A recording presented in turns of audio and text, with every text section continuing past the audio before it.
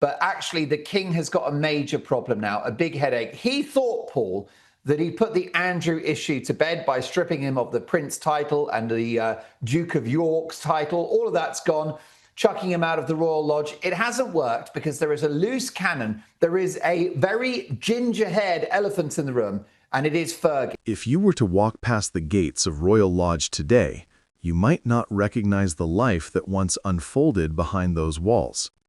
A residence that once symbolized privilege, status, and royal permanence has become the setting of one of the most dramatic declines in modern royal history. Its corridors, once lit by celebration and tradition, are now described by observers as quiet, heavy, and tense. For years, Andrew Mountbatten-Windsor believed that Royal Lodge would be the one place untouched by the storm around him. Yet now, even that sanctuary appears to be slipping away, piece by piece, creating an atmosphere filled with uncertainty, fear, and an unspoken dread about what comes next for the man who once walked proudly as a prince of the realm. And inside this same retreat, Sarah Ferguson, the once beloved Duchess with an almost indestructible public resilience, is said to be facing her own reckoning as the weight of the past resurfaces in ways neither of them could have imagined. Before we dive in, there's something I need to share with you. Over the past few days, thousands have watched these stories unfold, but most haven't subscribed. If you're one of them, I invite you now to join us. Subscribe to Crownverse so you never miss the next chapter in this unfolding royal history. What is unfolding behind the scenes is not just a story of scandal.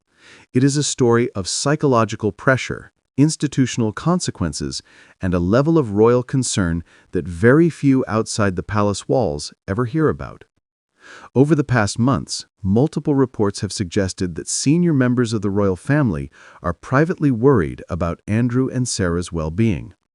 These concerns are based on their increasing isolation, the relentless public scrutiny, and the accelerating pace at which their remaining privileges appear to be disappearing.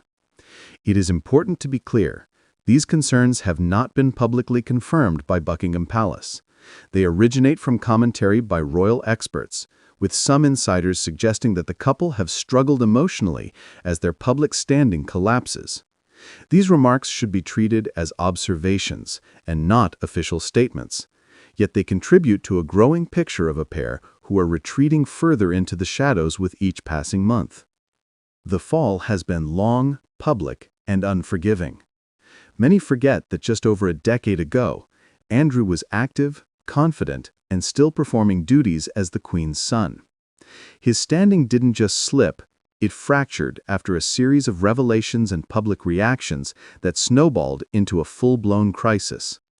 The scandal surrounding his association with Jeffrey Epstein remains one of the most damaging events in modern royal history. Andrew has always denied all allegations of wrongdoing, and those denials have been consistent. But the contradiction between his televised statements during his infamous interview years ago and later testimonies and documents presented by others created a cloud that has never lifted. His words, particularly those that were meant to clarify his actions, seemed instead to deepen public and political scrutiny. Whether intentional or not, that interview became a defining moment, one that transformed Andrew from a public figure into a deeply controversial one. In recent years, everything changed rapidly. The decision to strip Andrew of his military roles, his HRC status, and his patronages marked a level of royal discipline rarely seen in modern times. These were not symbolic adjustments, they were institutional separations. They signaled a clear line drawn between the monarchy and a member of its own family. For many observers, this was the beginning of his true isolation. For Andrew himself, according to some commentators, this period marked a psychological turning point, a moment when the reality of his new circumstances began to sink in. Again, these interpretations about his state of mind remain speculative, yet they align with a broader pattern described by people who have observed him in recent months: withdrawn, defensive, and deeply concerned about what else may be taken away. And then there is Sarah Ferguson. Years ago, she bounced back from scandals that would have destroyed less resilient public figures. But this time, she is not navigating her own controversy. She is tethered, perhaps unfairly, some say, to Andrew's. Her long-standing affection for him, their shared life at Royal Lodge, and the perception that they have been united by circumstance have all made her vulnerable to reputational fallout.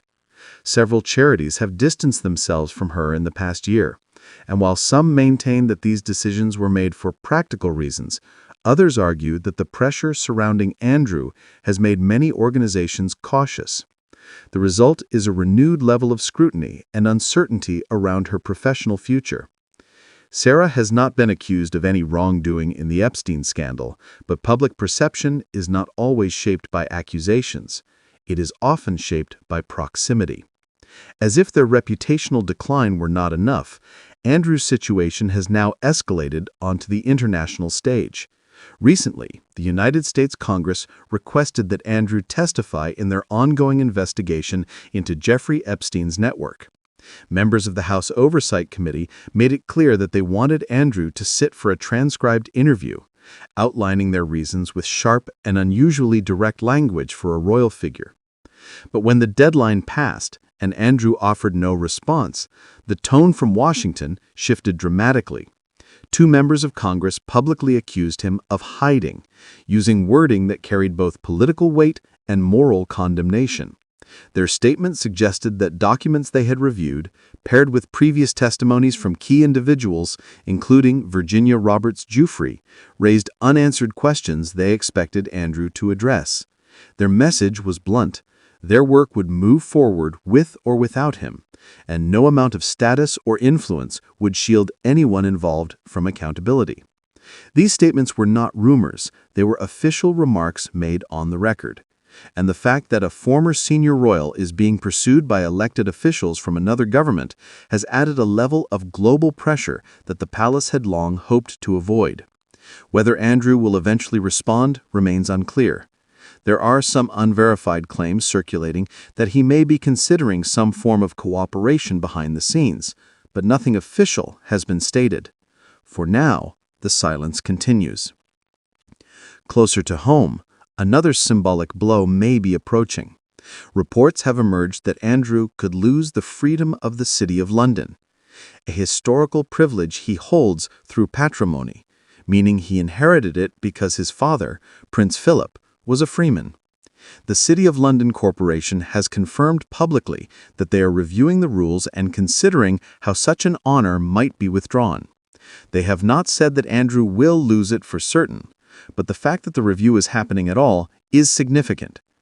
It signals a shift in public institutions where symbolic titles once granted automatically or ceremonially are now being reassessed through the lens of accountability and public sentiment. The freedom of the City of London may seem trivial to some, with its traditional privileges of carrying a ceremonial sword or herding sheep over London Bridge, but symbolically, it represents belonging, status, and continuity. If removed, it would be yet another severed tie connecting Andrew to the heritage of his birth. Within royal circles, this accumulation of consequences has led to what some commentators describe as rising unease. Again, these are expert observations, not palace-confirmed statements. According to these commentators, senior royals are troubled not only by the public impact of Andrew's situation, but also by the emotional toll on Andrew and Sarah as they navigate the fallout. Observers have noted their increased seclusion, their reluctance to appear publicly, and their visible withdrawal from the life they once embraced. Some even suggest that the couple, who have long shared an unconventional but enduring bond, have become emotionally dependent on each other during this period. This idea remains speculative and unverified, but it aligns with the broader narrative of a pair turning inward as the outside world grows increasingly hostile. The quiet at Royal Lodge is not merely physical, it is symbolic. Gone are the days when the residence echoed with royal events, official engagements, and the vibrant comings and goings of a working royal household. Today, it is described as a place of introspection, tension, and unresolved uncertainty. There are rumors, again unverified, that Andrew fears being removed from Royal Lodge entirely in the coming months, either due to financial pressures or strategic decisions by the monarch. While these rumors persist, nothing official has confirmed them. Still, the fear of losing the one place he has left, a place he has long considered home, appears to be taking a toll, according to people who have commented on his situation. Meanwhile, public sentiment continues to evolve. Many emphasize the suffering of the victims involved in the Epstein scandal, describing them as the true center of gravity in this story.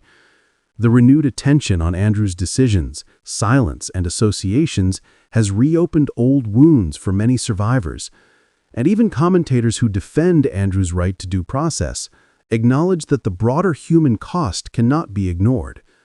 This dimension adds emotional weight to the ongoing scrutiny, because each development is not just a royal incident, it is connected to a larger, tragic history of exploitation and trauma. Yet despite this, Andrew appears to be clinging tightly to whatever fragments of dignity, privacy, and control he still possesses. Those who have encountered him in recent months, according to reports, not official statements, describe him as frustrated and deeply worried about the future. There are claims, again unverified, that he feels increasingly misunderstood, isolated, and cornered. Whether this perception is accurate or not remains unclear, but what is certain is that Andrew is no longer shielded by the institutional protections that once surrounded him. For the first time in his life, he is facing not only public criticism, but also legal, political, and institutional scrutiny without the automatic buffer of royal status. Through it all, Sarah Ferguson has remained by his side, not as a formal spouse, but as a loyal partner in adversity. Her presence at Royal Lodge has provided Andrew with stability, but it has also tied her fate even more closely to his. Some observers say she has lost professional opportunities because of it. Others argue she has chosen loyalty over public reinvention. Neither interpretation has been officially confirmed. What is clear is that their partnership, unconventional as it is, has become a defining feature of this chapter in royal history. And so, the story continues to evolve. A man stripped of titles, pursued by lawmakers, scrutinized by institutions, and increasingly confined to a shrinking world behind the gates of a residence he may not keep forever. A woman known for resilience, facing a new form of reputational uncertainty. A royal family navigating the delicate balance between accountability, duty, and internal loyalty. And a world still asking questions that remain unanswered. As new developments loom, one question rises above all. How far can a fall of grace go before the final pieces of a royal life disappear entirely?